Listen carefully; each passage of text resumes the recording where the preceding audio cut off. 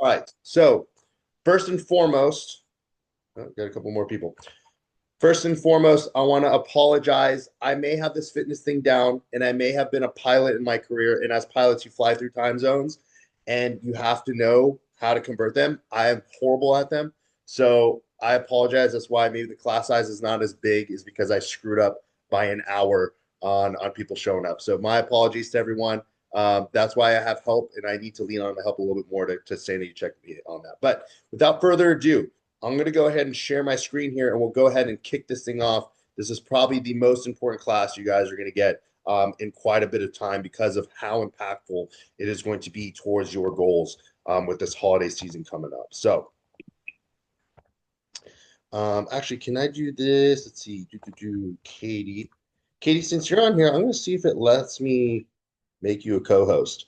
Okay, I just made you a co-host. Hopefully, it lets you admit anybody who comes in that I don't catch. If someone, actually, you won't even be able to sell. So I'm going to take a break every so often to check. All right. Share. Here we go. All right. So game time.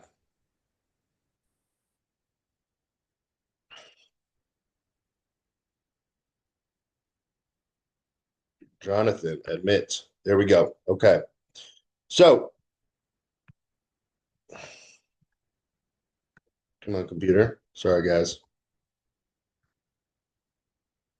We got a couple people coming in, and then my computer decides to lag.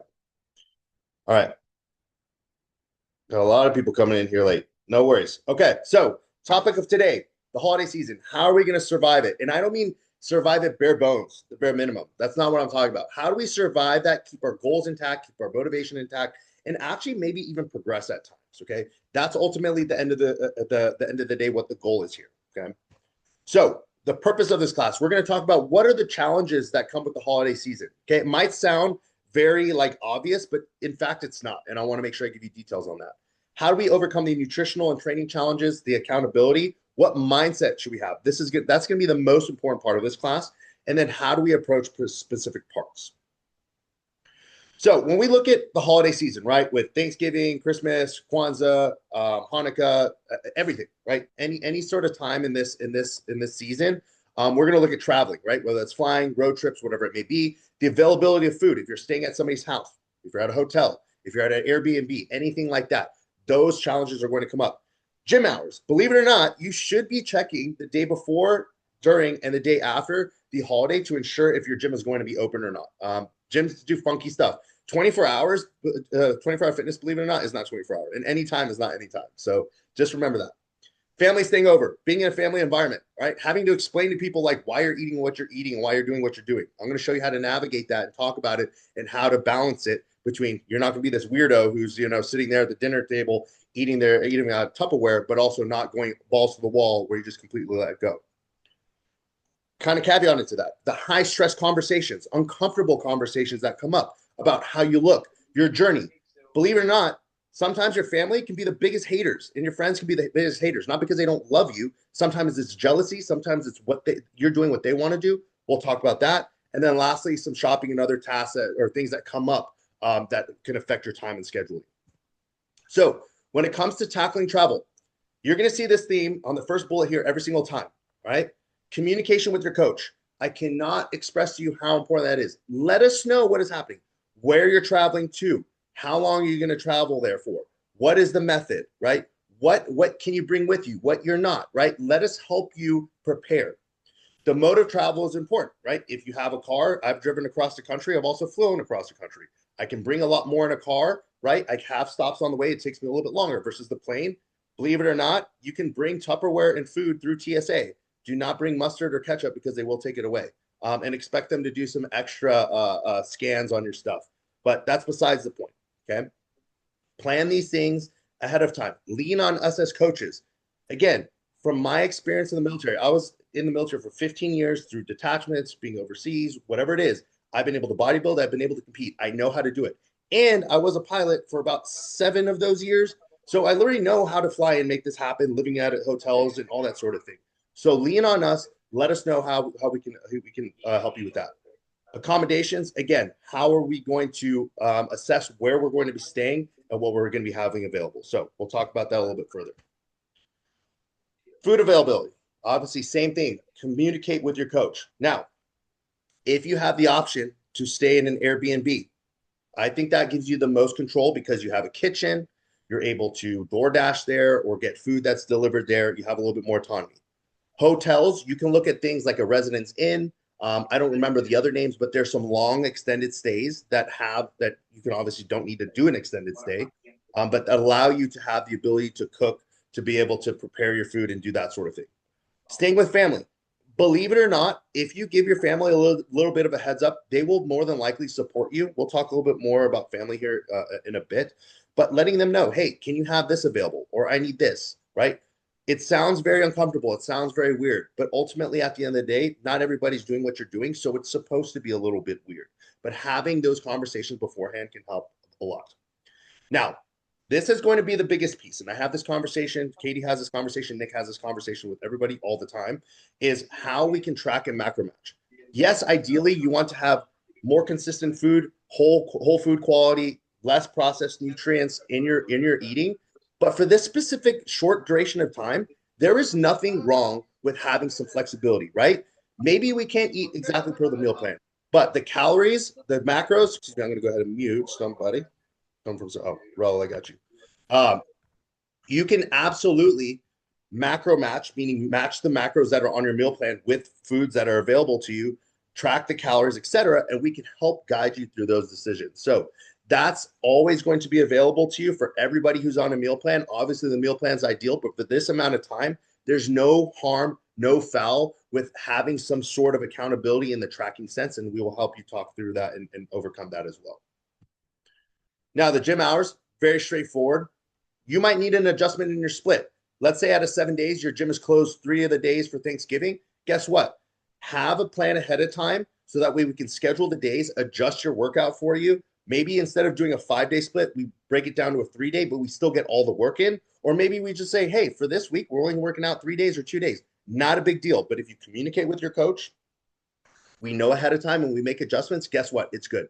The last thing we want you all to do is to feel guilty or sorry because 1 week just fell off. Listen, again, I'm kind of foreshadowing what we're going to talk here a little bit in the future about mindset, but there's no need for perfection here. We're allowed to have some time to enjoy our lives and find some balance. So we'll talk about that here in a little bit, okay? In addition, you might be traveling to another gym and not have access to the same equipment that's on your specific training plan. Absolutely. There are swaps that we can be made. And you know what I like to do when I go travel? I like to find a new gym. I like to try out new equipment. I might be like, hey, coach, I'm not at the same gym. I don't have this piece of equipment. I've seen this back exercise done, or this piece of equipment has always interested me. Can I do that? Absolutely. Why not? This is a time to explore. It's a time to try something new. Then we get right back to it. Or guess what? Maybe we found something that we truly enjoy and we implement that into the plan. So I want you to have that idea that there's some flexibility and malleability in that. This is another tip. If I were to break down the secrets to success on the road, the first one would be to your accommodation. So like getting in an Airbnb or an extended stay with a kitchen, because it makes it very easy. And then door dashing your food there or Uber Eats, whatever it may be, or scouting supermarkets ahead of time and having a list. So that preparation. Gym scouting is really important. I can't tell you how many times I've been on the road. I was ready to work out. I got to the hotel. The next day, I'm all dressed, ready to go. I'm sipping my pre-workout. I'm jacked. I'm amped. I get to the gym and it's closed. Or Google reviews didn't say that the gym isn't open anymore. Do yourself a favor. You can literally reach out to me personally. I've been to gyms all over the country, all over the world. I would love to help you search for a gym that's optimal for you. I just ask that you spend some time a little bit beforehand, do a little bit of research, because if you have that in your head, you can even look at the pictures in the gym. You can kind of make a mental idea of what's there and what's not. I promise you, it sets you up for success so well. In addition, most hotels are also going to tell you what equipment they have or they have pictures of it. If you want us to even go a step further as coaches, send us the pictures, send us the location, whatever it may be. Be like, hey, coach, I'm not going to be at my home gym. I'm traveling with family. Like, this is what I'm going to have available. Can you support me in making a workout for this? Freaking absolutely. We love that. So this one's going to get a little personal. Not that I'm going to get personal with you. We're just maybe going to touch on some things that are uncomfortable, but ultimately at the end of the day, this is the best way to support you. Dealing with family and friends during this time, it can be extremely uncomfortable having conversations, especially when food is the centerpiece of the holidays. It's very easy to feel kind of like the black sheep when either you're just starting your fitness journey or you've been for a long and people aren't used to change. People don't like change, right? It's I'm not going to expect every single one of you to be able to have, hey Steve, able to have a conversation like this. It is a very uncomfortable conversation, and I'm not going to assume that everyone has a good rapport and good relationship with their family. But if you do, I can't tell you how impactful it can be for you to have a conversation about your goals, get buy-in from your family, and have them support you through the holiday. It is the most empowering thing in the world to think that you're alienated, you're weird for not doing what the normal family, big Italian dinner or the Hispanic dinner, whatever it may be. Again, I've done it all. Okay. It can be weird, right? You might get poked fun at. All right. You might get made fun of. People might question you, but it's not coming from a place that they don't love you, they don't like you. Now, at the same time, I understand, especially culturally, you can't be bringing your own Tupperware and offend, the grandma or the great grandma who's making the food for everyone. That's absolutely not the case.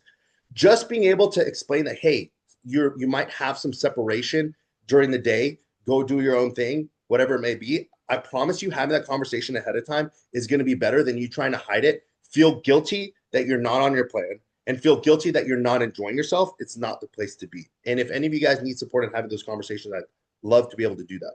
But the whole gist of this is if you can have a conversation early with the family that you're with, proclaim what your goal is, make it a topic of conversation.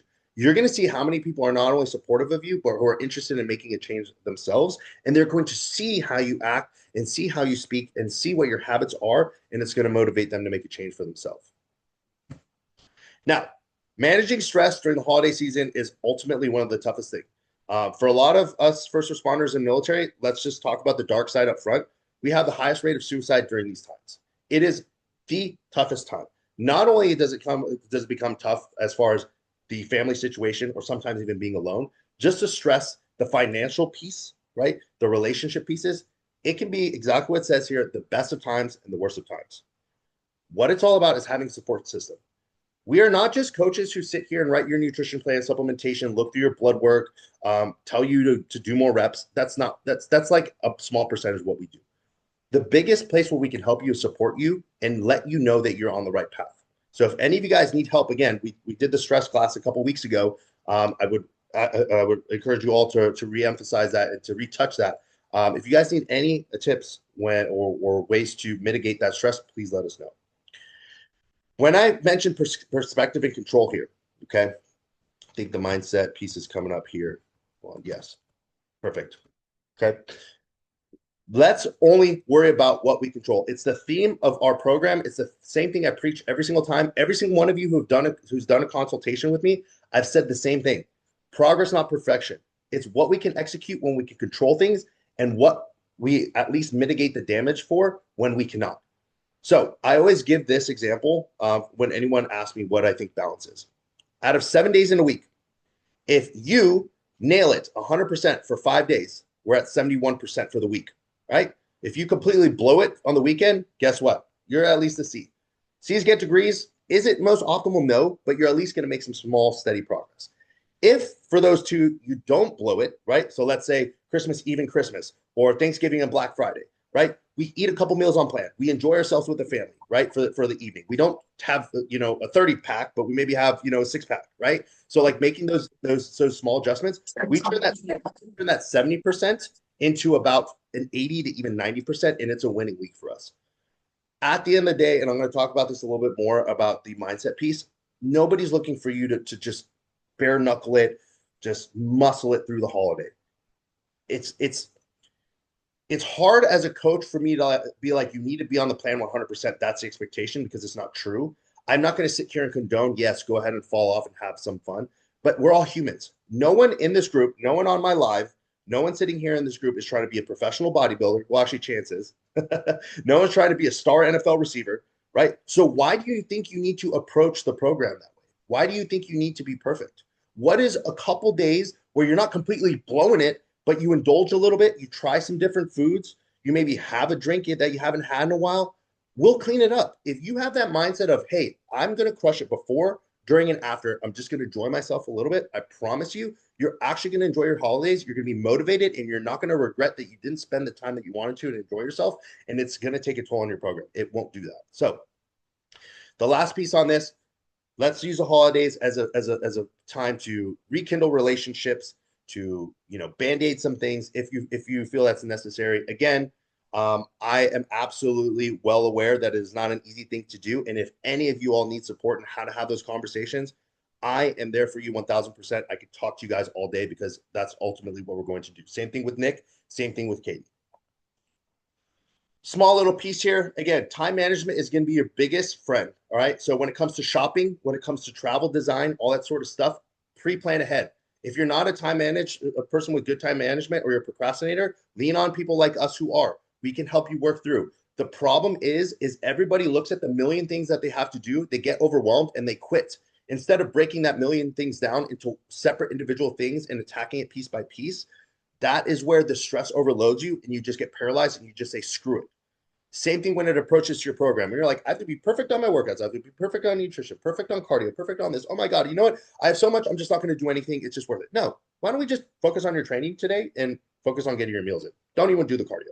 Don't even do the steps. I don't care. It's just day one. It's that kind of mentality that's going to allow you to build up. So long as we're being a little bit better every single time we approach this, no one's going to expect perfection from you. Same thing here. This ties into not just the holiday season, but in general, schedule your workouts, schedule your cardio, schedule your meal prep times. Schedule it like an appointment. Hold it to that. Here we go. John is in the game. All right. So want to talk a little bit about nutrition. You in the live, you guys here, this is so freaking important.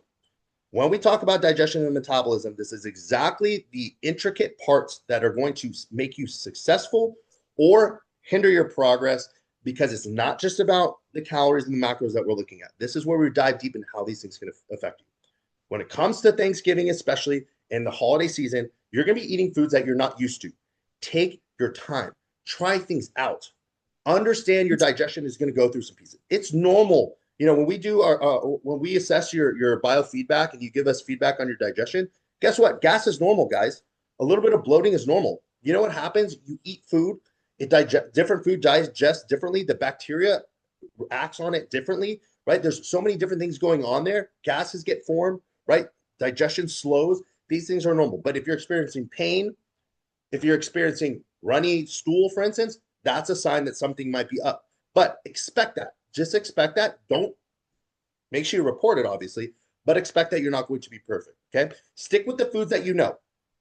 Remember, if you've been following your plan very well, your digestion is optimized, your metabolism is on point, you've been eating whole food nutrition, it's going to be very, very weird for your digestion to be getting these random foods that you haven't had before. So take it slow. Okay. Same thing on the slow down and pace yourself. The number one cause of indigestion and acid reflux is not chewing your food and eating too fast. You might be excited. You're like going to engorge on this and be like, I don't care what Coach Ian said on this call. Like, I'm going to eat whatever I want. That's fine. Just slow down. It's also going to make you feel fuller. But what happens is those big chunks of food, they sit in your stomach, they sit in your intestines, and they fester. And it takes longer and more stomach acid to break that down, that you start to get an overflow in addition to all the byproducts that the bacteria are making. So it just makes it a little bit harder. Okay. I'll be honest, I don't know why I put come prepared there. So I obviously did come prepared. I'm not sure what that means. So at the very least, what you can do if you need help, especially for those of you who are new and don't necessarily know how to track food as much, you're welcome to take pictures and share it with us. We will give you a better idea of, hey, like this is about 1,500 calories of food. This is 700, whatever it may be. Or at the end of the day, at least we can help identify like what things might have caused you some issues when it came to your nutrition. Now, for the training piece. All right. I want to make sure. Okay. Actually, one more piece on the nutrition that I want to talk about. So I don't remember that it comes up later in this, but how many of you all, and this is a rhetorical question, think like, okay, I'll just not eat, as much the day before or 2 days before. I'll save those calories and have them on Thanksgiving or whatever it is. Let me explain to you why that's a bad approach. Imagine your digestion is a 2-lane highway, okay? And it's enough for the amount of cars that you have. You know, with the meal plan we're eating on point, right? 2 lanes is enough, right? Now you decide, hey, I'm going to eat less for a couple days, right? So that way I can save it for Thanksgiving. For those couple days that you save up, you have 2 lanes, but you only need one. So traffic's still fine. You don't really feel much difference. This is in reference to your digestion. Now what happens? Thanksgiving comes and what you do? I eat 5 million freaking calories and all this crap. You now have the need for a 10-lane highway in 2 lanes, and you just screwed yourself because now you're going to be backed up. You're going to cause inflammation for days, right? You're going to cause imbalances in your stool production, all that sort of stuff. And again, I know I'm using very big exaggerative words like you're not going to die, but I just want you to see that it's not something that you can't approach it that way.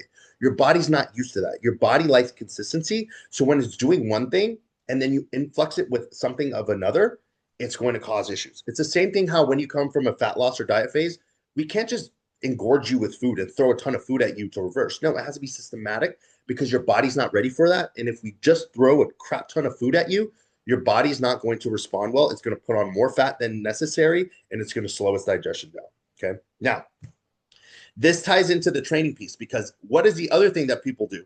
Oh, I'm going to have the craziest workout in the morning so I can eat whatever I want for Thanksgiving. Or the flip side, I'm going to eat whatever I want and I can't wait to put this food to work. I can't wait. I'm going to have the craziest workout the next day because I ate all this food. Like, let's be honest. You don't actually know how much calories you're burning and not burning. In your craziest leg day, your craziest full body day workout, you just went balls to the wall, you're burning maybe 300, 400 calories. I don't care what your Apple Watch calorie tracker says, it's not accurate. It's not.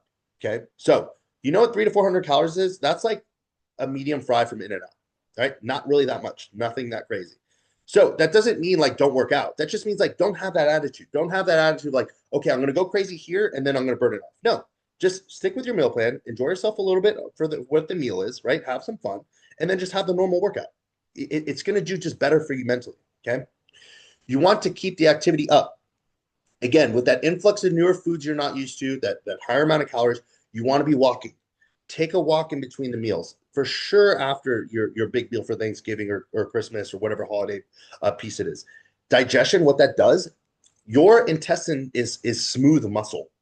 And the way that food moves through it, it's contractions. So your intestines actually squeeze and relax, squeeze and relax. And that's how it pushes food along.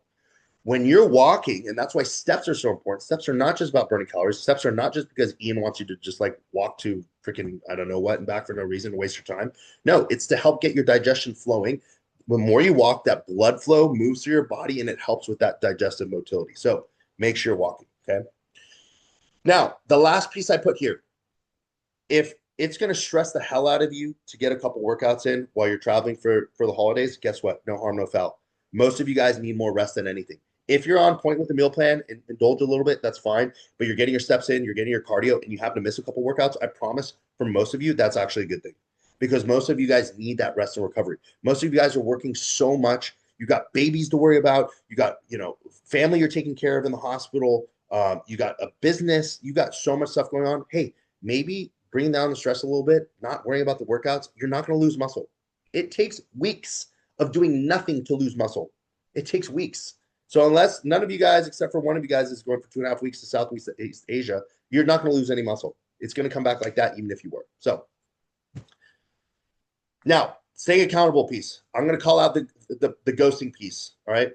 Don't ghost us. And I'm not saying that because it hurts my feelings, even though it really, really does. I know it hurts Katie and Nick's feelings too, but it does nothing for you. Don't, if it's an embarrassment piece, if it's a shame piece, then we haven't created the environment where you trust us enough not to judge you. And that's a fault on us. And we will work on that. But I want you to feel like you can let us know what your mistakes are and let us know what you're struggling with. Okay. From our perspective, we are looking at everything objectively.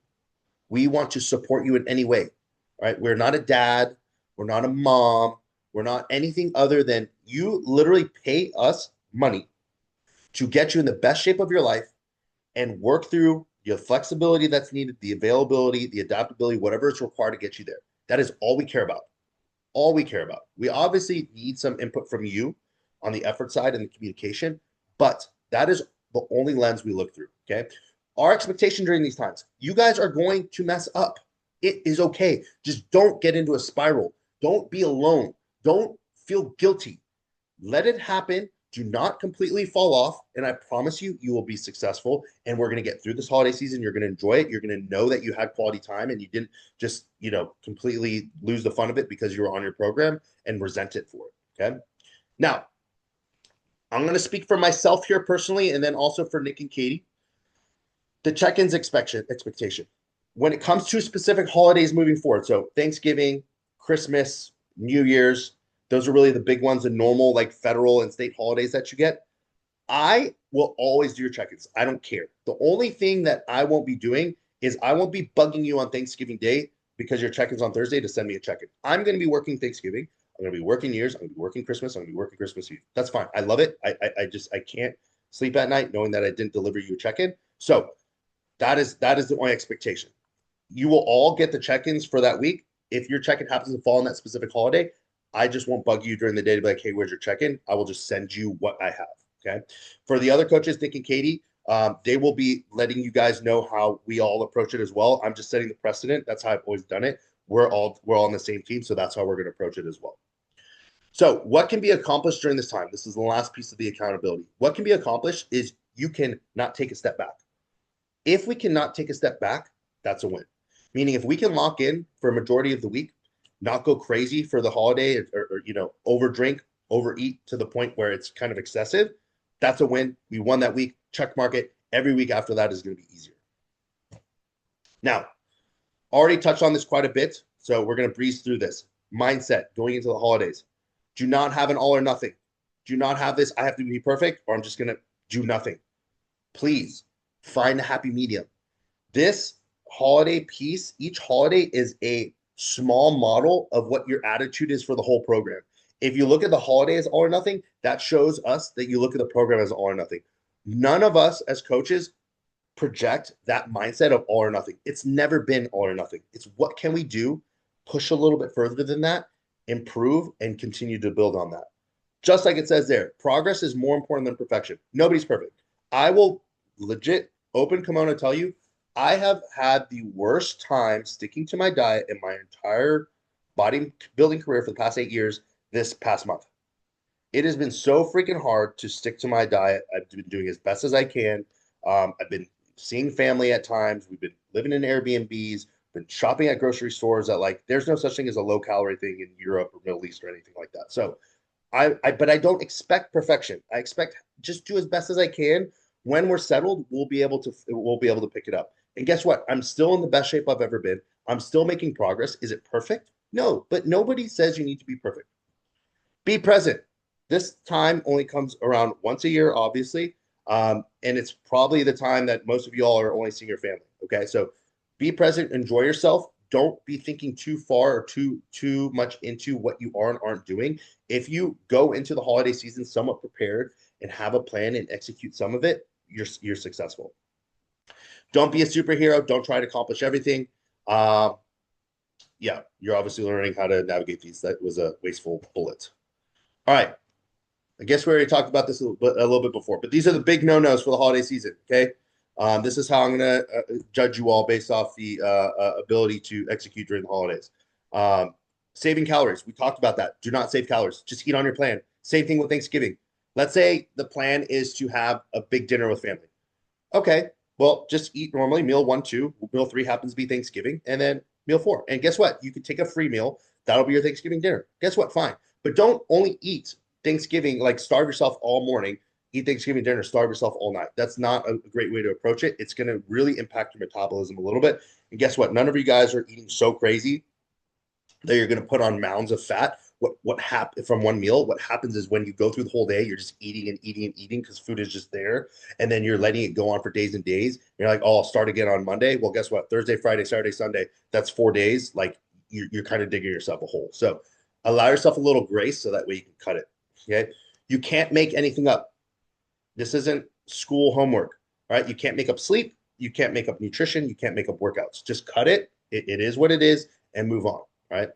Now, the alcohol piece. You guys all know our stance on alcohol, right? It's the same thing. If you were to go to your doctor and be like, hey, doc, if I smoke a couple cigarettes, like, is that bad? And the doctor's like, nah, just, it's not the best, but keep it controlled. You should fire that doctor, right? The doctor's job is not to tell you that a bad habit is good. It is not our job as coaches to tell you it is. But from the human side, I'd be a hypocrite to say I never drink. Moderate, moderate, moderate, moderate. Drinking is going to inhibit your decision making. It's going to increase your appetite. It's going to make your recovery poor. It is going to, we'll do another alcohol class here when we bring this back around, so that way I can explain in more detail of how alcohol will affect you. I do have a couple YouTube videos on there which we as coaches can reference, but alcohol is going to extremely mess up the metabolization of those carbohydrates and fats. It's going to slow down all the processes as far as breaking that down. In addition, it's going to mess up your sleep. It's going to mess up your recovery and just dig you in a hole. So am I saying not to have a couple of drinks while the Cowboys get trashed, destroyed, Frank, on Thanksgiving Day? No, I'm going to be super excited. But at the same time, we want to make sure that we aren't exacerbating the situation with alcohol, overeating, binging, or starving ourselves, and then just excessively working out to think that we can break it off. All right, so I think that's it. Hold on, make sure I didn't. Yeah, that's going to be the end of the class itself. We got plenty of time for Q&A. So what we'll do, I'm going to unshare my screen here, okay? And then for all of you, you can either unmute yourself or put a question in the chat, and I'll go ahead and answer them. And then if anyone on the live has a question, I'll answer that as well. Hit it. Anything and everything, doesn't have to be holiday related. And knowing how you guys operate, usually you guys take 5 minutes and then fire off some bangers. I do have a question for you, actually. What's up? So my bad, I just got a root canal, so my mouth's a little numb. So say you miss a workout, like I have 5 workout days. So if I missed a workout, what is your thought process on hitting 2 workouts to complete my 5 of 5 in one day? Good question. So I will preface it with this. Right now, your frequency, we're about to shift your training here in a few weeks to increase the amount of frequency. What I mean about frequency is the amount of times you're hitting a muscle per week. Right now, you're at a 1 time a week frequency. So yeah, if you miss it 1 week, then you have a whole week gone. It's probably not the best. It's an it depends answer. Like, should I be hitting, a full leg day and then also like a full push day? Probably not. But if I have delts and pull and I put that together with my back workout, like end of the world, no. It's going to be a how do you feel and can you recover? At the end of the day, if you miss 1 workout and you have 4 workouts for the week, it's not the end of the world. If it's going to create a time burden. It's going to stress you out. It's going to impact your sleep, impact your recovery. Probably just take the day off, call it as a loss. But if you feel good, and I would say this as a case by case, you're welcome to ask me or any of the coaches, like, hey, what do you think I should do? The answer more than likely will be like, how are you feeling? How are you going to be able to prepare? How is your next day going to be? If the answer is good, you got it. Let's try it out. Why not? Does that make sense? Sounds good. Great question. Great question. Yeah. And as you guys know, I should be Mr. Depends because most of my answers are it depends. But what do we got? What else we got? Is okay. If it's over a 2 to 3 day period, is it an issue hitting your macros, specifically protein with mostly shakes? Great question, Dylan. So Dylan's question is over a 2 to 3 day period. Let's say it's difficult to get clean protein in, like is it okay to have shakes? I would be a hypocrite if I didn't say that's what I'm doing right now. Okay. I eat about 4,800 calories a day right now. 6 meals a day. There's just no way I'm going to be able to hit that with clean protein ever, especially where I'm at. So I incorporate about 2 to 3 shakes per day because I need protein in my diet without all the fat and carbs and all that. Otherwise, it's going to drive it up. So I absolutely have to. What I will tell you, depending on your digestion, it could start to cause a little bit more indigestion, bloating, etc., especially because of the lactose in it. If you're drinking whey, if you're doing a whey isolate, it strips that.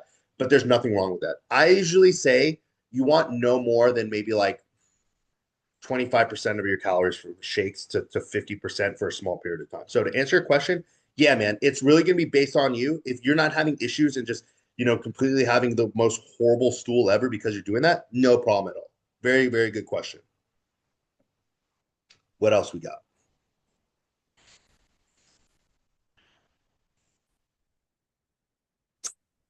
Yo, can you hear me? Yes, hit it, Chance. All right, perfect. Yo, so just to piggyback off that, I guess like 2 workouts in a day question. what would you necessitate? Because I have a problem with this sometimes. I'm sure other people in here at some point in time are going to have this issue as well. You had mentioned do not overtrain.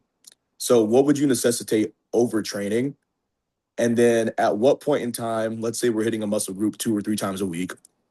At what point in time would you say, hey, we're actually going to 86 you hitting that muscle group today, let you rest and go ahead and kind of just wait for the next week and see how you recover? Cool. Can you do me a favor? I'm going to answer the first question. I'm probably going to forget what the second question is. So do you mind re-asking that again when I'm done with the first one? Yeah, for sure.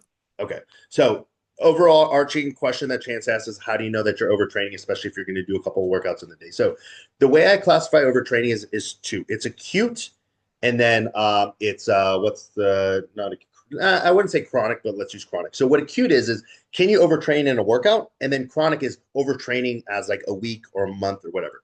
Let's first talk about the acute. Is it possible to train in an acute setting? Yes, absolutely. There are plenty of workouts where I have scheduled a certain amount of exercises and sets, and I get to a point where, like, I don't know, let's say I run out of fuel, my motivation is low, the caffeine wears off, or whatever it may be. And I know that the next couple sets are just like, I can do them, but there's not effort there. I'm just really counting reps. I should just cut those because all I'm doing at that point is adding more fatigue. There's no stimulus from that.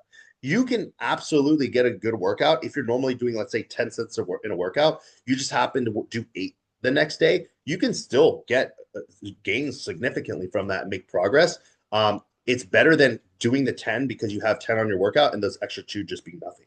So if you were to, let's say, like John asked and Chance, you kind of alluded to, like, okay, I got to do 2 workouts in a day. Well, if you do the first workout and you literally you have nothing left in the tank, that's why I'm saying, like, probably shouldn't do the second workout. Or what you possibly could do, why don't you do half of the first workout, half of the second, put those together. You know what I'm saying? Because if you think about it like this, gas in a car, you're eventually going to run out of gas. And so you can fill up your gas tank with intra-workout carbs or whatever, but that only goes so far. So once you're out of gas in the gas tank, there's really no point. Does that answer the first question at all? And it's okay if it doesn't. Oh, yeah, for sure. Okay. Yeah, it was more so like for everyone type of question. Because again, I feel like early on, like I would get to those points where I'm just kind of like killing myself for no reason. Mm-hmm. And it's not like I wasn't getting good work out of it, but at the same time, it's like kind of what you said earlier, like not motivation was necessarily low, but the weight wasn't exactly moving the way that I intended it to. Intensity was kind of falling off despite having intra-workout carbs. And so the ability to push that even further and kind of stimulate growth was kind of just diminishing. I felt like the returns were diminishing, but I couldn't really tell. Just felt like I needed to kind of get through. So, no, that was a good answer. Awesome. And then, sorry, remind me what your second question was. And so the second half of that was, at what point in time would you say, hey, actually, I don't want you to hit that muscle group today. Okay. Let's wait until next week, or let's wait one more day, or whatever have you. Whatever that whatever you would kind of just say, whatever arbitrary like time frame you would use to kind of like reschedule to push it back. And I'm assuming, like, we've been working on this plan for a while. This happens to just be this week. Hey, like, how would I assess, like, maybe we're not going to do it this specific week? Yeah, for sure. And for anybody, it doesn't have to necessarily just be just for me.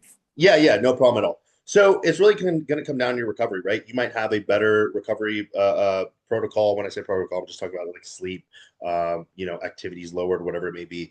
Digestion is better. Food is you're hitting all your meals. Like, if that scenario is great and you're able to hit the workout, fine. But if, like, for instance, we're hitting quads on a Monday and then hitting them again on a Thursday, and like you're soreness is going to be the biggest first thing. Like, soreness doesn't indicate that you had a good workout, but it does indicate that there's some toxins still present, some calcium buildup, possibly even small microscopic muscle damage. If it's going to affect your training, then I probably wouldn't. It's kind of the same thing of, like, if you were to, fall and scrape your arm and then it scabs over, before you get the scar and then it turns into actual skin, while it's scabbed over, you scrape it again. Like, you're never going to build that skin back up that's stronger and better. So that's how I do it. It's really going to be a case-by-case basis, or it might be an energy thing. It might not be because that specific muscle group is taxed. It could just be like, hey, like, we're just down in the dumps, our energy's low. Like, it's all just dependent on that. What I always say at the end of the day, man, if you're able to hit a workout at 100% and you recover 100%, do it. If it's going to be 80 and 80 or 180, don't. Like, if someone's sick,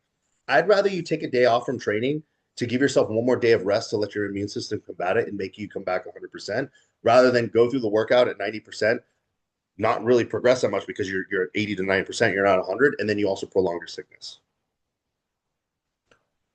Good answer. Okay. Perfect. What else we got, guys? These are great questions. Oh, okay. Yeah, sorry, someone in the chat in the live talked about getting gas out to the end. Yeah, again, if you get to that point where you're just working out to save your pump or to show off to whoever's in the gym, like again, I always say there's a difference between working out and training. If you're working out, you're in there for the endorphins, you're in there for the mental piece, you're having fun. When you're training, you're working towards a goal. If you're working towards your goal and you come to a point that it's no longer effective, like that's when you need to leave. Now, I'm not saying like I get it. A lot of people the gym is their mental haven and their safe space, but that's where you gotta kind of got to toe the line of like, do I want results or do I want to just be here because it's fun? So, what's going on, Tier? All right. When should you have when should you have a metabolic reset and for how long? Very good question. Guess what? It depends. So I'm going to tell you what it depends on. It's usually going to be somewhat correlated to how long you've been dieting for, but it's all going to be more dependent on how your body's responding afterwards. Um, it's well, actually, I'm kind of switching on reverse. Let me rephrase that. With the metabolic reset, essentially what's happening, you're coming with a slow metabolism, and we need to build that back up.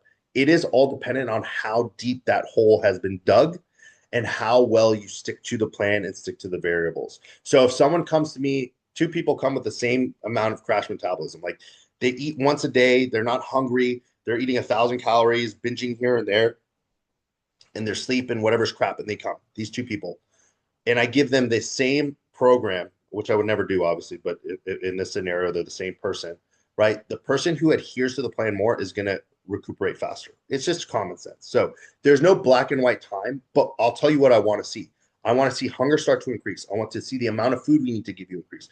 I want to see your body temperature increase. So some of you guys, actually, I do test your body temperature because you should have a slight elevation in body temps as your metabolism starts to truck upwards. Your blood work will also show that. Your overall energy, right? In addition, this just comes from me personally, and Katie and Nick can resonate with this. From an overall experience level, I can look at somebody and tell you like generally like how many calories you should be at with the activity you have, the amount of muscle mass. So if you start to get to that place of like, hey, yeah, client A, like they started with us eating, way sub what I would give them. Their activity's poor, their life habits, all that poor. But now they're where I would generally say that person's good. That might be a time to where the metabolism reset and we can start to dig or do something else. So, Jesus, excellent question. I'm sorry to tell you, it's not like a black and white. It really just depends on your body. It's also a genetic piece. It's also medication, all these sorts of things. But that's ultimately why you come to us, because we can assess that and we work through it. But there's not one specific thing that I look at, but the quicker that you can perform and adhere to the plan, because the whole goal is to get that metabolism going, the quicker it'll happen. And then you'll be on your road to whatever destination you want to be at. So what are the questions we got? These are great. A little complex of a question. It's hard to give a straight answer because there isn't one. But what else we got? Unmute yourself or go ahead and put it in the chat. Hey, Ian. What's up? I know you kind of covered this as far as like tracking a little bit, but I wanted a little more clarity. Let's say, for instance, I have 2 free meals. Let's say I have more, not necessarily cheat meals, but I have more meals outside of the meal plan. Mhm. Would you just like me to like take a picture of that, track it as best I can and show you, or what should I do there? Very good question. So for everyone out there, most of y'all have free meals. I hope all of you guys do. Let me know if any of you guys doesn't. But essentially with the free meals, there's a calorie allocation and a minimal amount of protein, and there's some guidance of what you should be eating. Like for instance, nobody wants you having a Dairy Queen Blizzard and then a scoop of protein. Like let's just be honest, that's just like cheating the system. Like go ahead if that's what you want to do, but it's not optimal. But that's how the free meals work. Now on most of your meal plans, right? You should have a calorie and macro allocation, or at the very least, a calorie allocation for that meal. So what Marcus is asking here is like, hey, I have this meal plan. I'm trying to adhere as best as I can. I'm on the road, or something comes up, and I try to macro match as much as possible. So what I'll tell you is this: at the basic level, if you're hitting the macros and calories, things should be moving in the right direction. But where again it starts to get to the more PhD like master's level is the types of food you're eating, how that affects your digestion and your metabolism and hormone response, etc. So I always give this example. You have 2 people.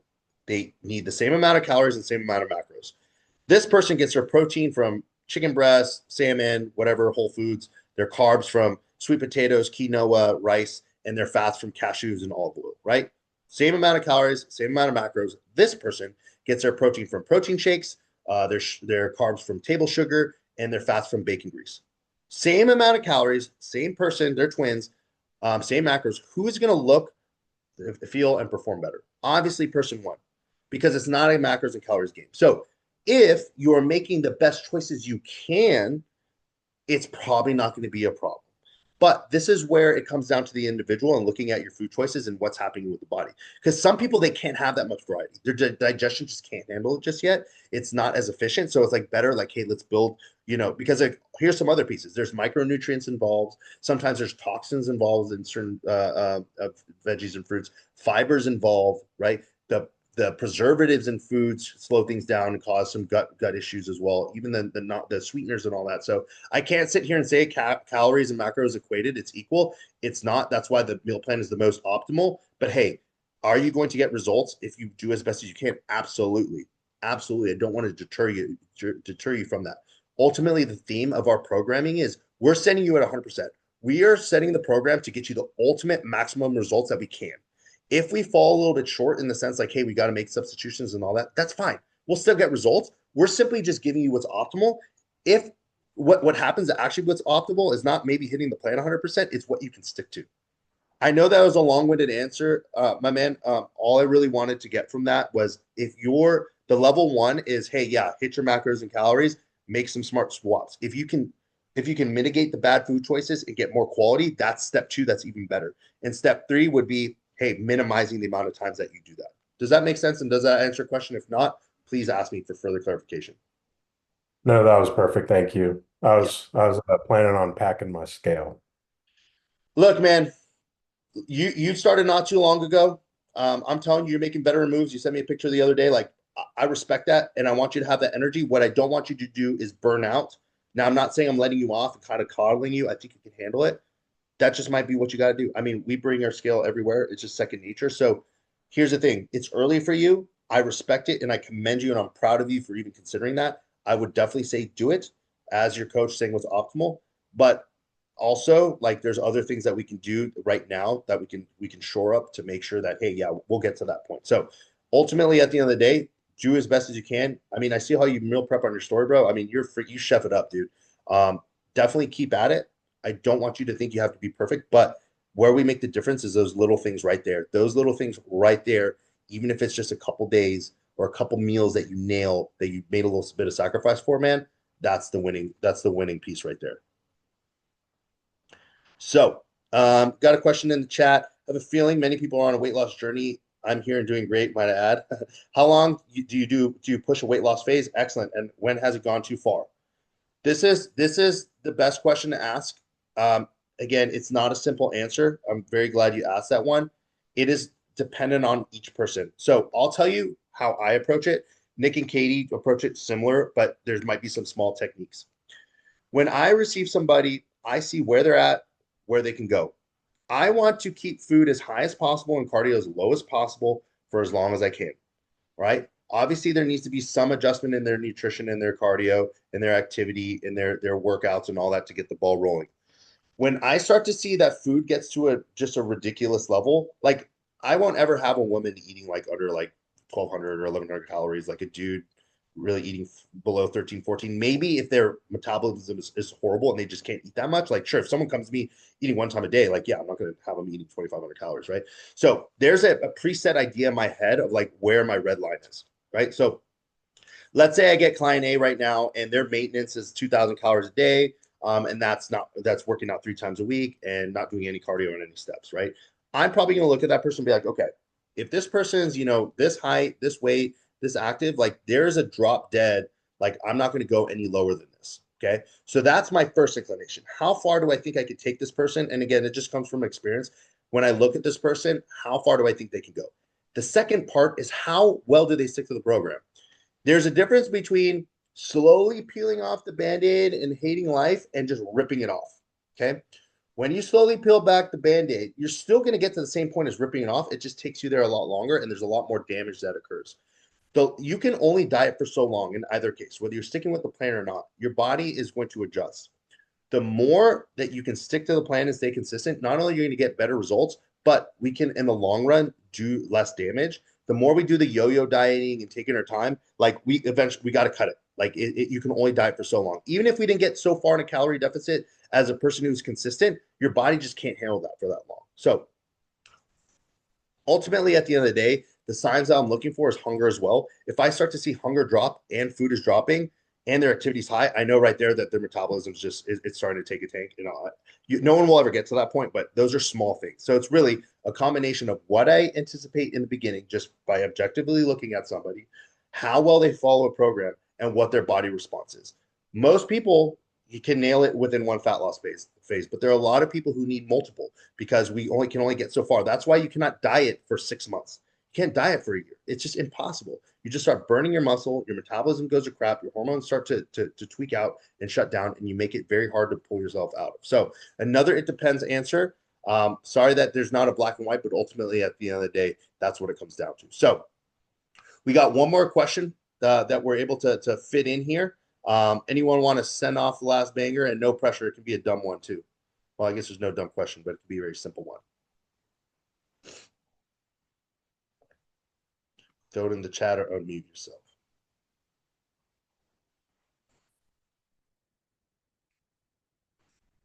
Going once. And okay, perfect. Which app do I recommend to track your macros? MyFitnessPal for all you guys, because it syncs to Trainerize. Suzanne, I know you're not on the team just yet, but I would recommend, if you want to get very fancy, Chronometer is going to give you the most data. It's just not very user friendly. I personally use Lose It. Lose It. It's an orange scale. Honestly, it's the most user friendly. It's like super easy. It's not the most accurate, I would say, compared to Chronometer, but it gets the job done. It just doesn't sync to Trainerize. So for all of our clients, Trainerize is the ultimate go-to because it syncs to MyFitnessPal. But if you're just looking for funsies, yeah, Lose It is the easiest. But if you really want to dive deep and get an idea, then Chronometer it is. So with that being said, team, absolutely enjoyed all these questions, your guys' adherence and attendance. We're going to follow up to make sure you guys, if you guys need any support with what was being covered today. But best of luck for the holidays. Obviously, we're going to keep talking. But please do not try to be perfect. We will fix it. We'll work through it. Just don't dig yourself a hole that we can't dig ourselves out of. That being said, team, we'll talk to you soon.